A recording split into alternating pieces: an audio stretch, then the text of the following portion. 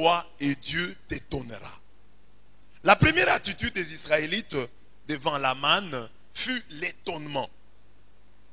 Par étonnement, nous entendons ce sentiment de surprise devant une chose ou un événement qu'on ne s'explique pas ou qui contredit une explication admise.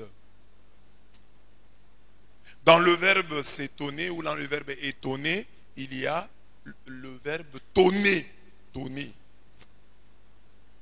Étymologie qui semble souligner la violence de ce sentiment. Donc, l'étonnement est un sentiment violent. Violent. Donc, l'homme est bouleversé. En règle générale, s'étonner, c'est reconnaître sa propre ignorance. Quand quelqu'un s'étonne, c'est-à-dire qu'il ignorait, il ne savait pas que de telles choses pouvaient arriver ou qu'elles pouvaient arriver comme elles sont arrivées. Donc dans l'étonnement, il y a la reconnaissance de son ignorance. C'est ainsi que beaucoup de gens refusent de s'étonner. Parce que en s'étonnant, tu confesses ton ignorance. Quand tu vois quelque chose, si tu es orgueilleux, tu vas refuser de t'étonner. Mais si je m'étonne, mais ils vont me trouver villageois. Donc je ne m'étonne pas. Même si intérieurement, cela m'étonne. En règle générale, s'étonner, donc je disais, c'est reconnaître sa propre ignorance. Et reconnaître sa propre ignorance, c'est constater un vide à combler. Je ne savais pas, donc je dois savoir. Une telle reconnaissance de son ignorance n'est pas chose facile, car elle blesse notre amour propre. Mais elle est la condition sine qua non, la condition indispensable pour la découverte de la vérité. Pour découvrir la vérité, il faut reconnaître son ignorance. Donc il faut s'étonner. Les gens ont dit que la philosophie commence dans l'étonnement. L'homme est devenu philosophe le jour où il a commencé à s'étonner. Parce que quand tu t'étonnes, tu vas chercher à savoir comment ça s'est fait. Comment ça s'est produit. Alors pourquoi je parle de l'étonnement? Parce que dans la première lecture, on nous parle de la manne. Et lorsque les Israélites virent pour la première fois la manne, cette nourriture providentielle que Dieu leur avait donnée pendant la traversée du désert, ils s'étonnèrent. Et qu'est-ce qu'ils dirent? Ils se dirent l'un à l'autre, manhou. Manhou. Qu'est-ce que cela? Qu'est-ce que c'est? Car ils ne savaient pas ce que c'était. Ils ne savaient pas ce que c'était. Moïse leur dit, cela c'est le pain que Yahweh vous a donné à manger. Exode 16, 15. Eux ne savaient pas ce que c'était. Mais c'est Moïse qui leur dit, non, c'est le pain que Dieu vous a envoyé. Le pain que Dieu vous a donné à manger. Quand ils ont vu la manne, ils se sont étonnés. Ils ont dit, c'est quoi ça? À travers cet enseignement, nous voulons nous inviter à garder cette attitude d'étonnement devant toute grâce divine. Manne doit être l'affectueux sobriquet que l'homme de foi donne à tout ce qui lui arrive. Que tout ce qui t'arrive de bien, tu puisses l'appeler manne. C'est-à-dire surprise agréable. Grâce devant laquelle tu t'exclames, tu t'extasies, tu t'étonnes. Qu'est-ce que c'est? Pour poser la question de qu'est-ce que c'est? Qu'est-ce donc? Il faut avoir un cœur d'enfant. Reconnaître son ignorance. Or, ce n'est pas facile. Parce que nous finissons toujours par nous habituer à la grâce. Par la trouver routinière, habituelle. Alors qu'il faut garder cette attitude d'étonnement. Nous étonner sans cesse. Dites à votre voisin, étonne-toi sans cesse. Exclame-toi sans cesse. Extasie-toi sans cesse. Tout ce que vous avez comme grâce, tout ce que nous avons comme grâce, donnons-lui le nom de manne. La manne. Ça, c'est une manne. C'est-à-dire une surprise de Dieu. Je ne m'y attendais pas. Donc, chaque fois, si nous méditons bien, tout ce que nous avons, et surprise. Et nous devons rendre grâce à Dieu et nous dire, Dieu a fait pour moi des merveilles. Dieu m'a surpris, il m'a agréablement surpris. Il faut garder cet étonnement-là au cœur de la foi. Il faut garder l'étonnement. Ne vous habituez pas à la messe. Ne vous habituez pas à l'Eucharistie. Ne vous habituez pas au chant. Ne vous habituez pas à la confession. Ne vous habituez à rien. Considérez tout comme surprise agréable. Dites-vous toujours, lorsque la routine veut s'installer en vous, lorsque l'habitude veut s'installer en vous, dites stop. C'est une surprise. Découvrez la surprise cachée dans toutes ces grâces qui sont devenues habituelles. Découvrez, travaillez à cela. Étonnez-vous. La femme que vous avez est une manne. Les enfants que vous avez sont une manne. Votre mari, une manne. Vos relations, une manne. C'est-à-dire une surprise agréable. Car celui que vous connaissez, celui qui est votre ami, votre frère, quelqu'un d'autre aurait voulu l'avoir, il ne l'a pas. Votre grand frère là, quelqu'un d'autre aurait voulu avoir un grand frère comme le vôtre, il ne l'a pas. Quelqu'un aurait voulu voir l'ami comme la vôtre là, comme votre ami là, comme le vôtre là, il ne l'a pas. Considérez cela comme une manne. Il y a des gens qui vous envient.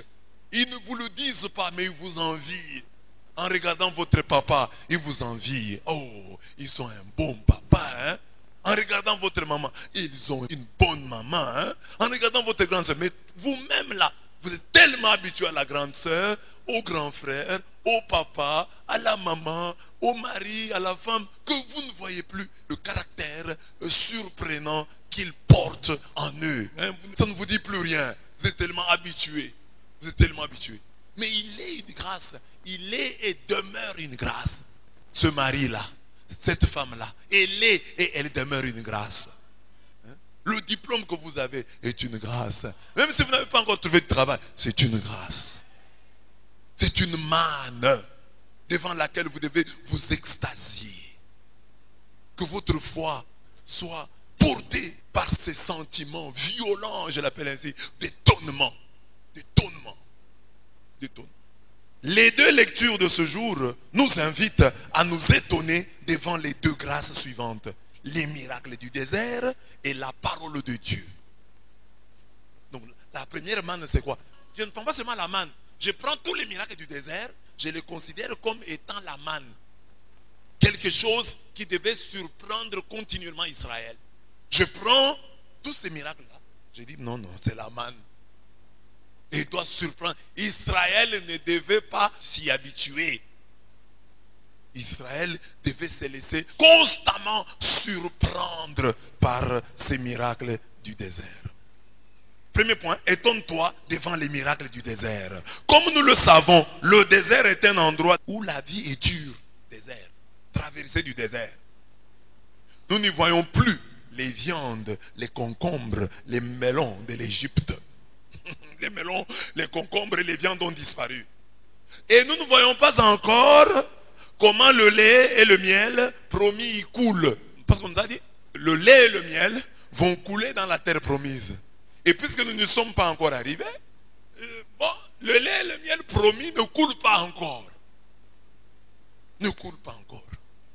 Nous sommes dans l'attente. Nous sommes dans le désert. Nous avons quitté les viandes, nous avons quitté le concombre, nous avons quitté les melons, mais nous allons vers la terre promise.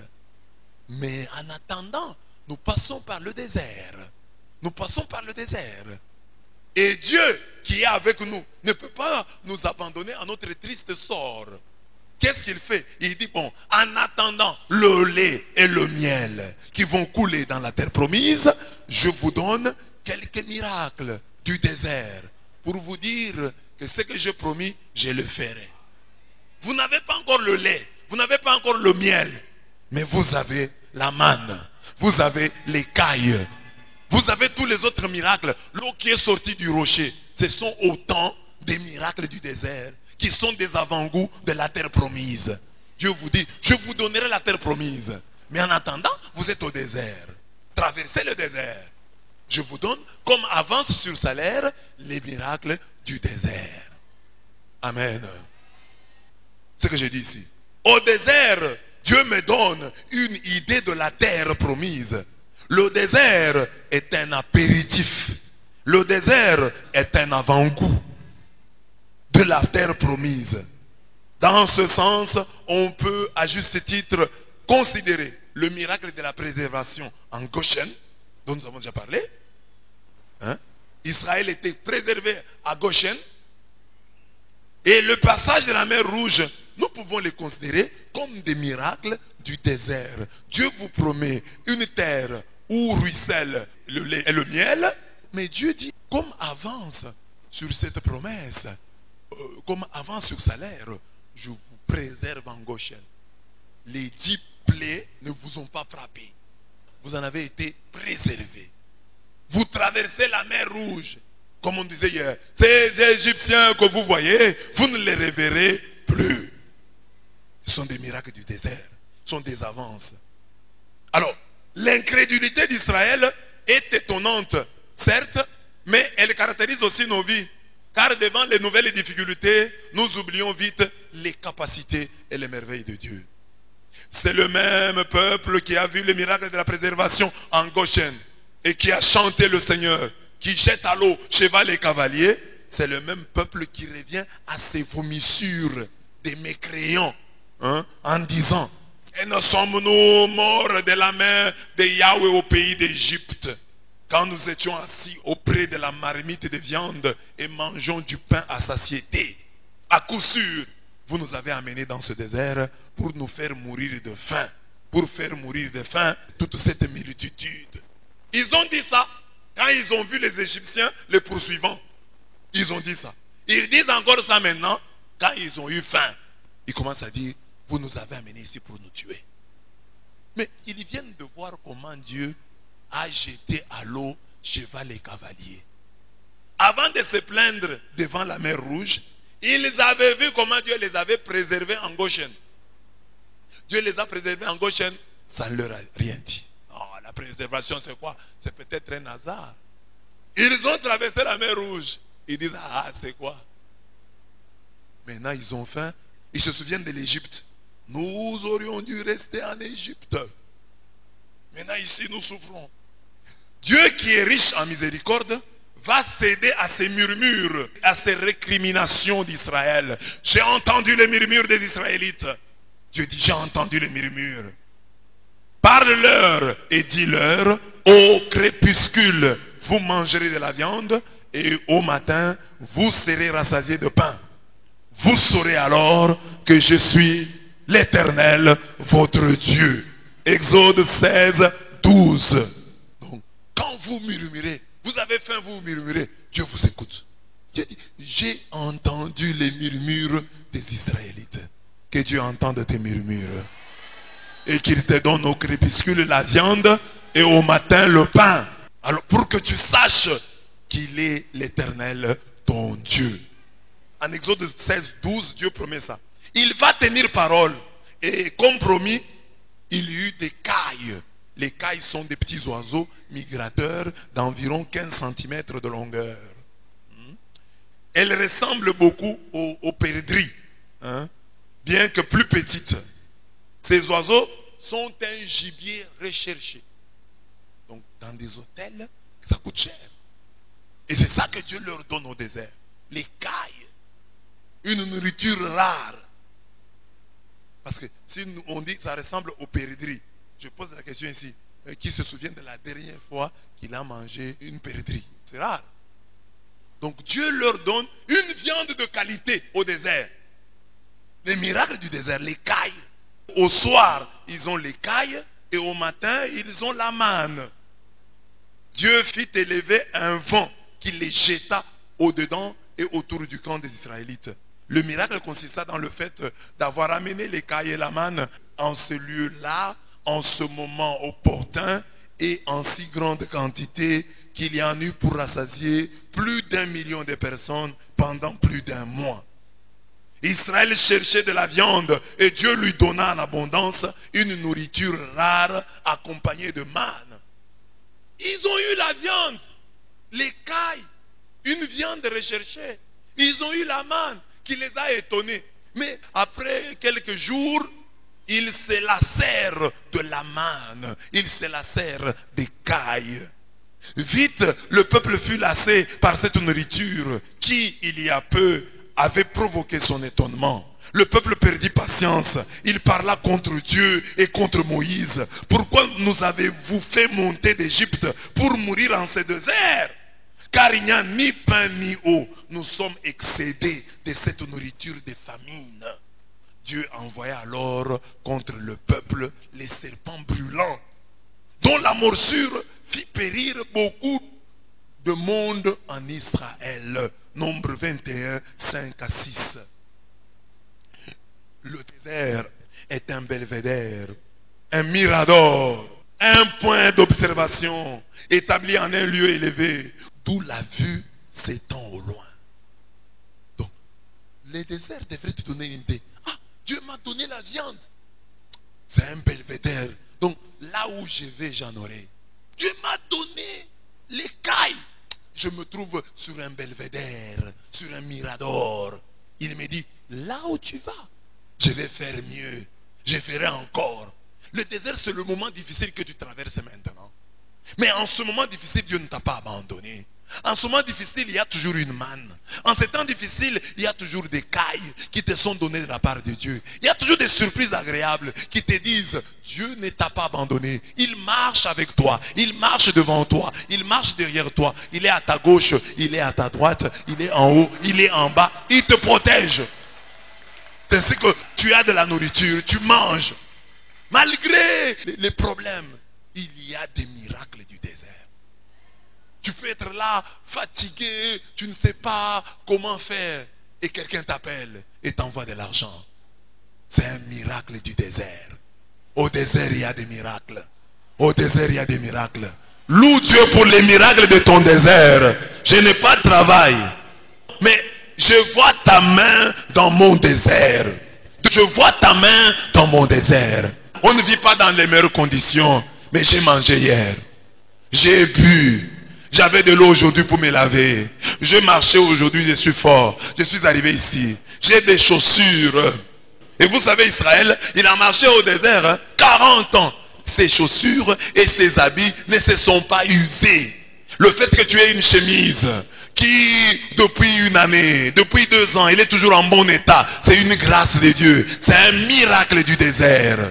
Dieu conserve tes habits. Dieu conserve tes chaussures qui ne s'usent pas. Ces habits qui ne s'usent pas là, c'est un miracle de Dieu. Parce que tu peux perdre les habits en un jour. On peut te les voler. Ils peuvent se brûler. Ils peuvent ne plus te convenir. Mais Dieu qui fait que les habits là te conviennent. Ils sont là. Ils sont encore en bon état. C'est un miracle du désert. Je te bénis, ô Dieu, pour tous les miracles que tu produis en mon désert. Dieu qui est riche en miséricorde, cède au murmure de son peuple affamé. Mais Dieu se fâche contre les caprices d'un peuple rassasié. Il faut donc faire la distinction. Quand tu murmures contre Dieu, quand tu n'es pas content avec Dieu, demande-toi.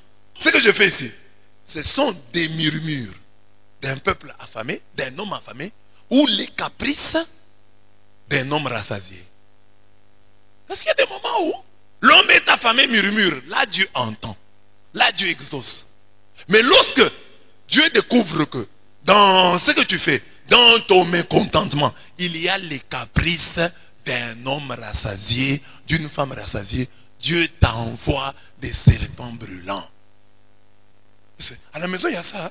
L'enfant a faim, il réclame. Papa, je n'ai pas mangé, j'ai faim. Ok. Murmure d'un enfant affamé. Mais il y a des moments où ça devient caprice d'un enfant rassasié. On donne les spaghettis. Je ne mange pas les spaghettis. Tu fais quoi? Je fais seulement les... Je ne sais même pas ce qu'il fait. C'est ça Israël. Ils avaient les cailles. Ils avaient la manne. Et ils commencent à dire, cette nourriture nous fatigue. Nous avons mangé trop de viande. Nous avons mangé trop de manne. Nous en avons marre.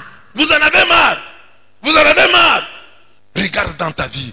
Tu es peut-être rassasié. Dieu t'a comblé. T'a donné ceci, t'a donné. Tu as un mari, une femme, des enfants. Tu as ça. Mais tu ne vois pas. Les plaintes à toi, ce sont les caprices d'un homme rassasié. Les caprices d'une femme rassasiée. Et Dieu punit sévèrement les caprices d'un homme et d'une femme rassasiée. C'est comme les filles, hein? Surtout les filles et les femmes. Les filles et les femmes sont des gens qui ne sont pas contentes, hein, de ce qu'elles sont. Une femme, quand elle regarde une autre femme, elle se compare toujours. Elle me dépasse en quoi? Ah, elle est un peu plus petite que moi. J'aurais pu être aussi petite. Si elle est grasse, elle est un peu plus grasse que moi. J'aurais pu être un peu grasse. Et papa, vous comprenez pourquoi les femmes, il faut toujours leur parler. Les rassurer. Parce que les femmes doutent d'elles-mêmes. Amen. J'ai dit, si je répète ce que j'ai dit, hein, ce texte est une grande interpellation pour nous. Il nous enseigne que Dieu accepte les murmures d'un peuple affamé, mais il ne supporte pas les caprices d'un peuple répu, rassasié. Nous devons donc faire attention avec tout ce que nous avons à un certain moment de notre vie, appelé manne, grâce, surprise. Si nous voulons que Dieu nous étonne davantage, nous devons garder intact notre étonnement premier.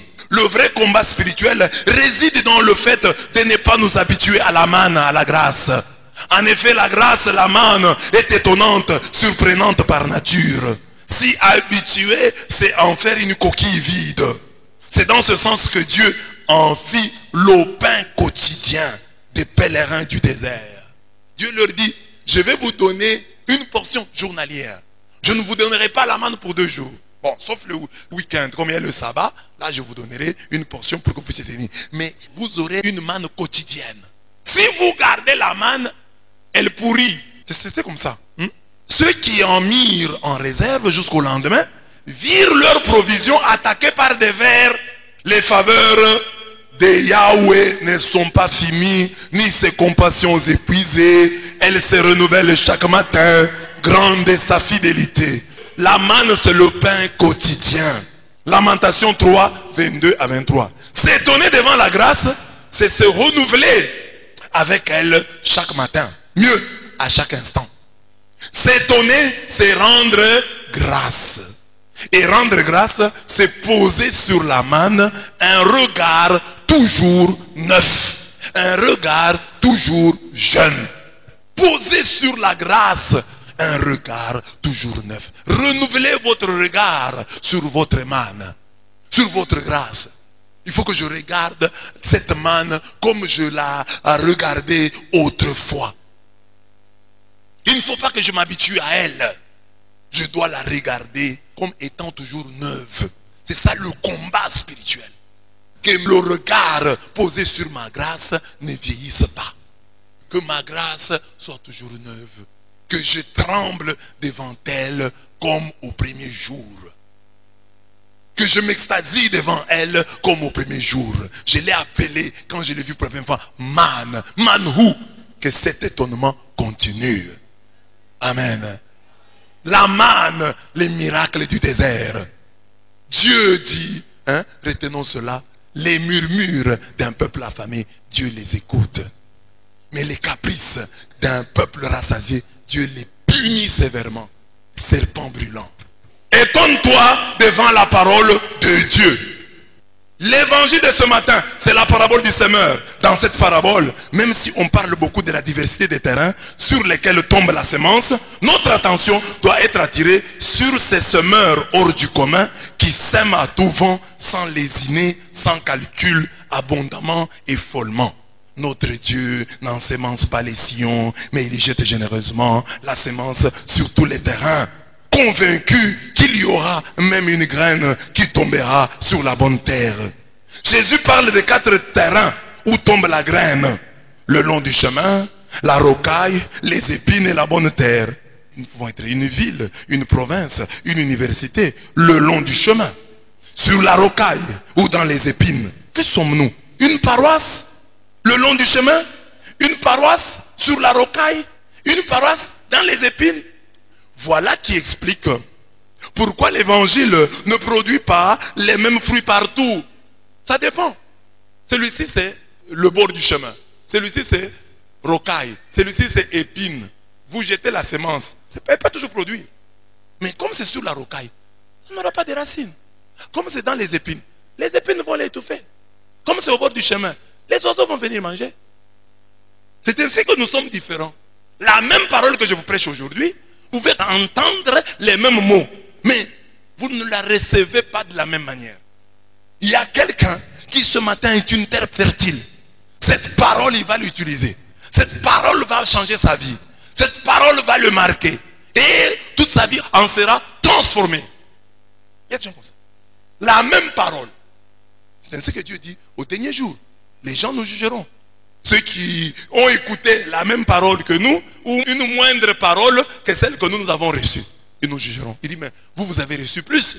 Qu'en avez-vous fait? Qu'avez-vous fait de la parole que vous avez reçue? L'évangile ne produit pas les mêmes fruits partout, parce que nous sommes des terrains différents. Antioche, où pour la première fois, les disciples reçurent le nom des chrétiens, représente la bonne terre où les graines donnent du fruit, l'une 100, l'autre 60 et d'autres encore 30. En effet, dans cette grande ville, grand fut le nombre de ceux qui embrassèrent la foi et se convertirent au Seigneur. Donc c'était une bonne terre Antioche, parce qu'on y a prêché et beaucoup de gens se sont convertis du coup. Acte 11, 21. Pour les chrétiens que nous sommes, le vrai débat ne porte pas sur le fait de savoir quel terrain nous sommes, mais sur la quantité et la qualité de fruits que nous portons. Pour Jésus, lorsqu'un seul grain tombe dans la bonne terre, il rapporte 100, 60 ou 30 fruits. Écoutez, une graine, un grain, 100, 60 ou 30 fruits. Demandez à un commerçant, quel est l'article que vend le commerçant qui lui fait gagner 30% de bénéfices, ou 100% de bénéfices, ou 60% de bénéfices? C'est énorme dans le commerce. Les banques que vous voyez ici nous donnent l'intérêt de 2%, 1,%. Mais ici, Dieu dit, si quelqu'un est la bonne terre, c'est 100, 60 ou 30. C'est énorme comme bénéfice. Demandez à un commerçant, il vous dira. Tu vends un article, tu as 30% de bénéfices, c'est énorme. 60% de bénéfices, c'est énorme. 100% de bénéfices, c'est énorme. Et Dieu dit, c'est ça qui doit arriver à un chrétien. Tu écoutes la parole, soit tu te donnes 100%. Si tu échoues, tu ne donnes pas 100%, 60. Si tu échoues, 30. Donc le chrétien qui a échoué, c'est 30. Une graine, 30. Pour Jésus, lorsqu'un seul grain tombe dans la bonne terre, il rapporte 100, 60 ou 30 fruits. J'ai dit ici pour les commerçants. Les commerçants peuvent comprendre cette marge bénéficiaire s'ils s'imaginent tirer sur chaque produit qu'ils vendent un bénéfice de 100, 60 ou 30 dollars. C'est énorme et plutôt rare. Nous écoutons la parole de Dieu depuis des années. Où sont les fruits abondants de cette longue écoute? Où sont les fruits abondants de la longue écoute de la parole dans nos vies? Les fruits abondants. Parce qu'on dit, les fruits doivent abonder. Tu ne dois pas donner 20. Jésus a dit le minimum c'est 30, 60, maximum 100. Mais toi, depuis que tu écoutes la parole, tu peux nous dire, je suis tel terrain, nous ne voulons pas entrer là-bas. Ça va provoquer des débats. Oh, moi je suis terre fertile, moi je suis dans... Bon, on dit, quel que soit ce que tu es ici. Donc tu es un bon terrain, tu es une terre fertile. Tu as donné combien? Quel est le pourcentage que tu as amené à Dieu?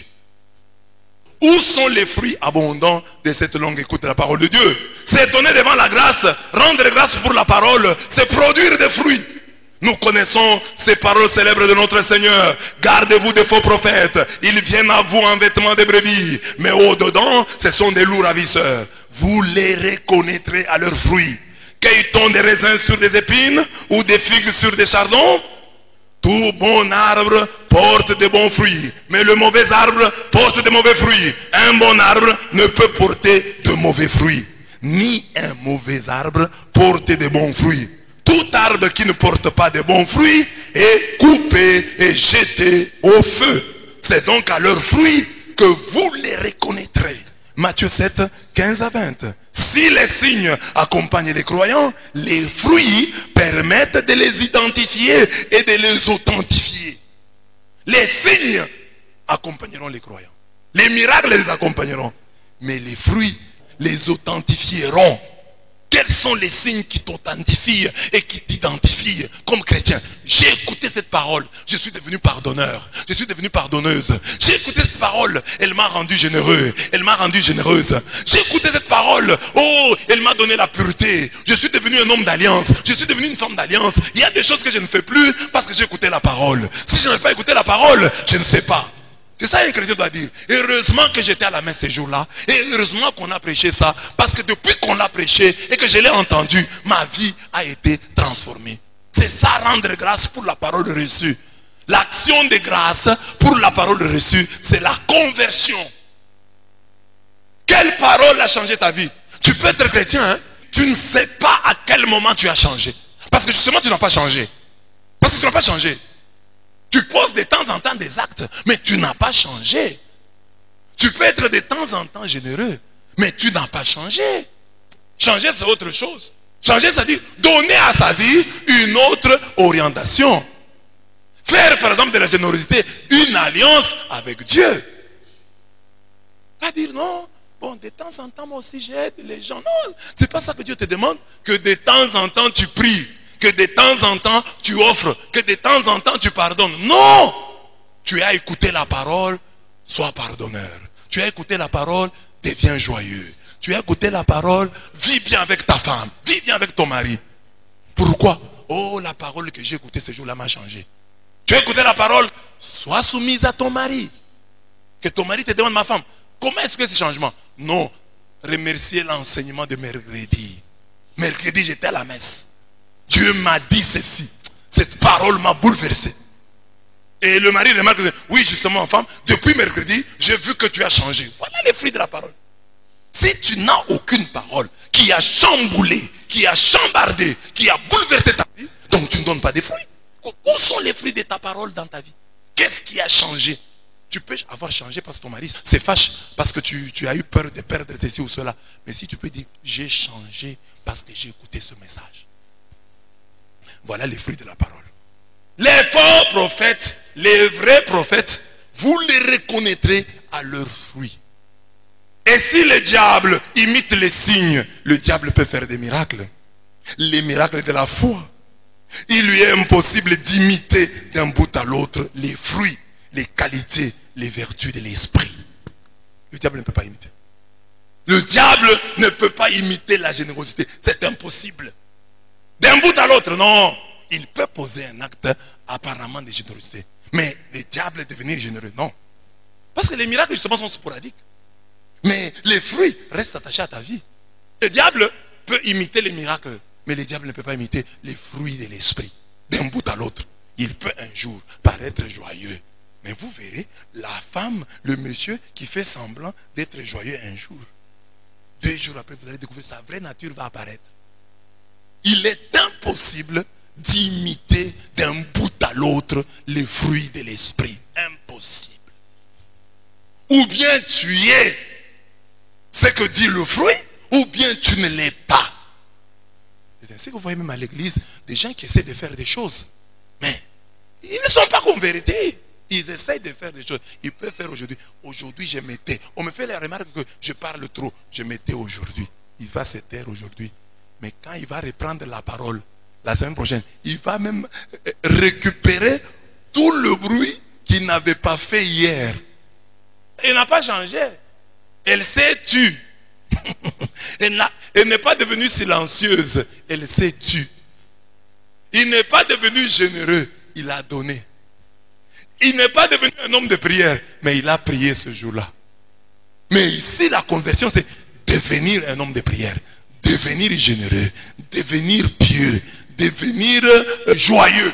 Il avait de la joie ce jour-là. Mais il n'est pas joyeux.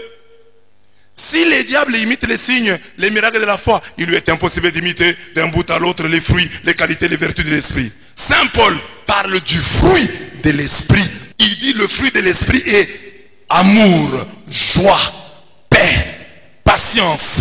Patience là c'est largeur d'esprit, longanimité, bonté, générosité, serviabilité, bénignité, c'est-à-dire bonté, bienveillance, fidélité, foi, confiance en les autres, douceur, maîtrise de soi, tempérance, c'est ça.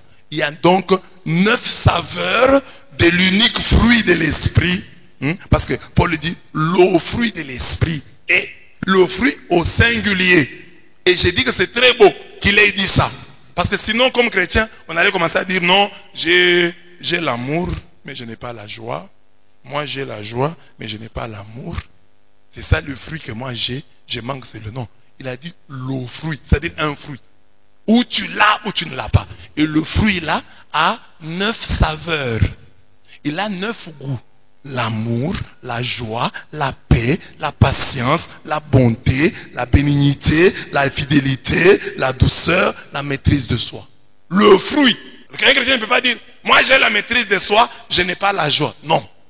Si tu as le fruit de l'esprit, tu as les 9 saveurs. Les 9 goûts sont en toi, de l'unique fruit de l'esprit.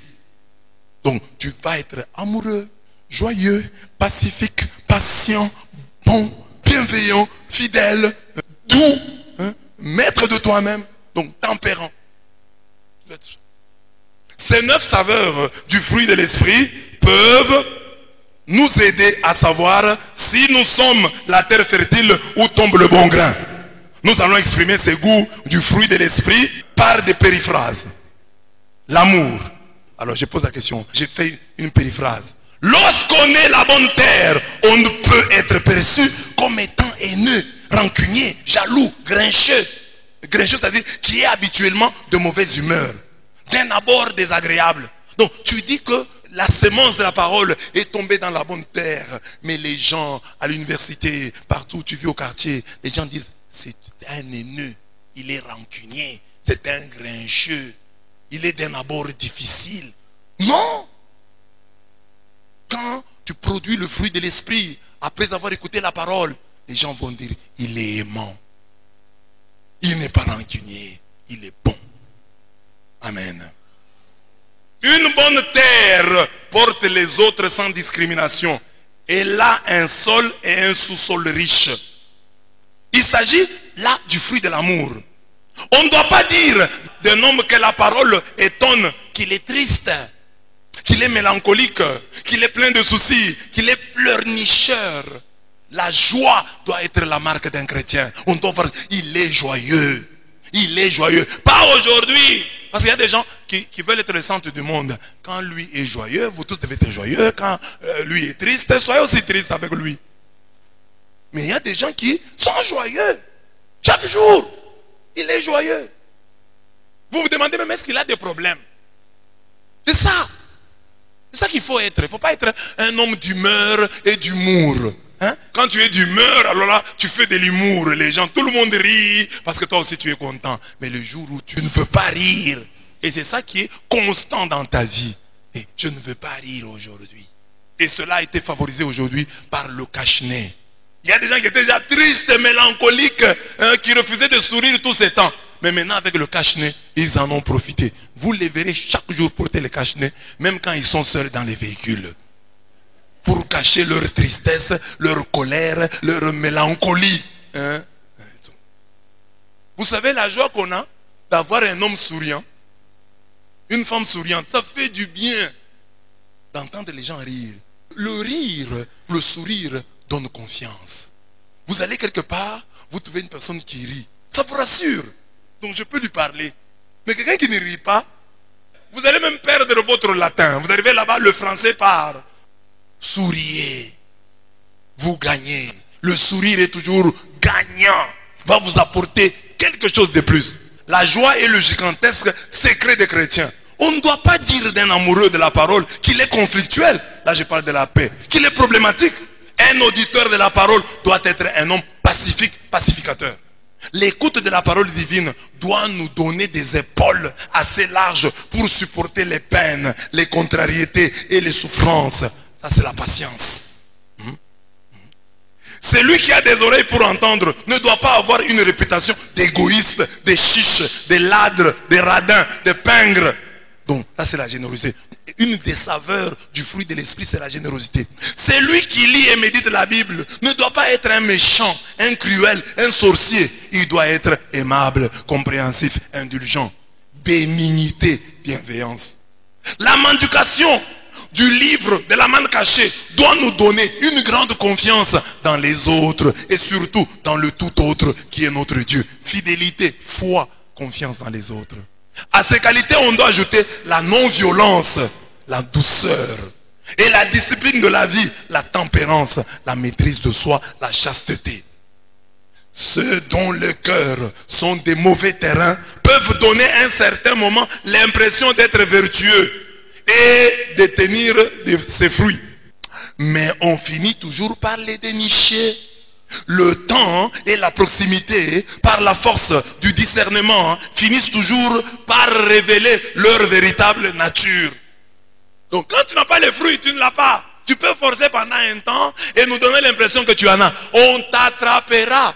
Le temps et la proximité te mettront à nu. Vont te faire dénicher. Vont faire dénicher ta véritable nature.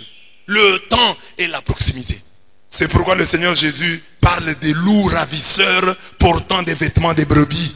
Il y a des loups ravisseurs, mais qui portent un revêtement de brebis. Un revêtement.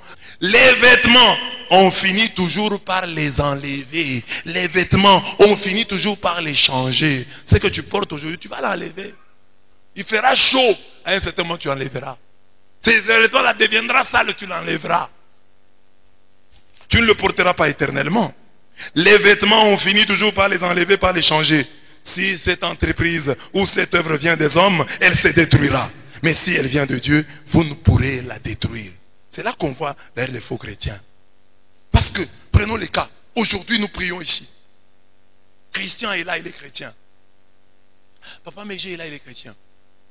Le changement brusque du mode de vie. C'est suspect. Quelqu'un qui change du tout au tout. C'est ça qui nous prouve que c'était un loup qui portait un revêtement de brebis. Comment il peut changer? On ne peut changer comme ça que si ce caractère-là était un simple revêtement. Là, on l'enlève. En un rien de temps. Quelqu'un qui venait à la prière, tout d'un coup, il disparaît de la prière. On ne le voit plus. Mais tu ne viens plus à la prière. Oh, j'ai ceci, j'ai cela. Plusieurs raisons. Mais comment tu peux changer comme ça d'un coup? Non, non, c'est suspect. C'est-à-dire que c'était un revêtement. C'était un revêtement. Imaginez par exemple, vous me voyez, moi je suis prêtre ici, je vous prêche. Un jour, je vous dis que j'abandonne. Oh, je ne suis plus prêtre, je me marie. Hein? Bon. Vous allez quand même me regarder et dire, bon, voyez un peu me laver, si vraiment il est heureux. Alors vous me voyez, je suis heureux. Dans le mariage là. Vous avez dit, non, non, non, c'est mes yeux, c'est autre chose.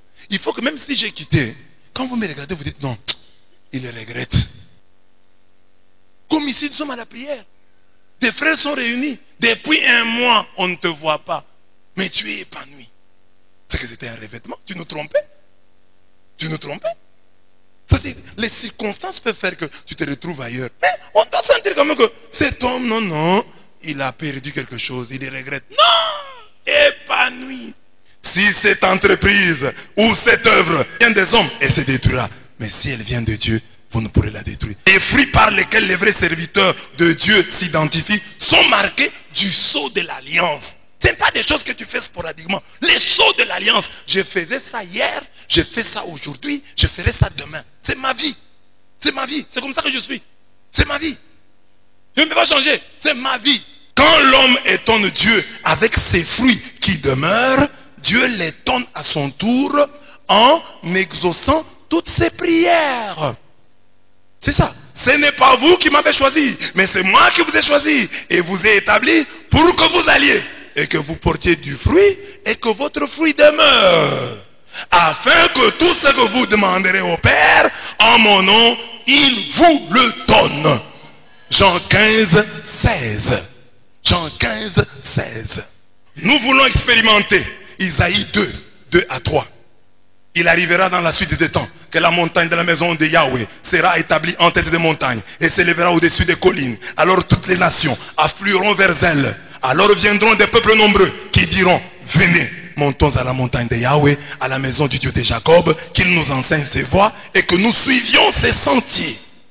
Ainsi parle Yahweh Sabaoth, en ces jours-là, 10 hommes de toutes les langues des nations saisiront un juif par le pan de son vêtement en disant, nous voulons aller avec vous, car nous avons appris que Dieu est avec vous. Une église qui produit des fruits devient une église attrayante et l'attire.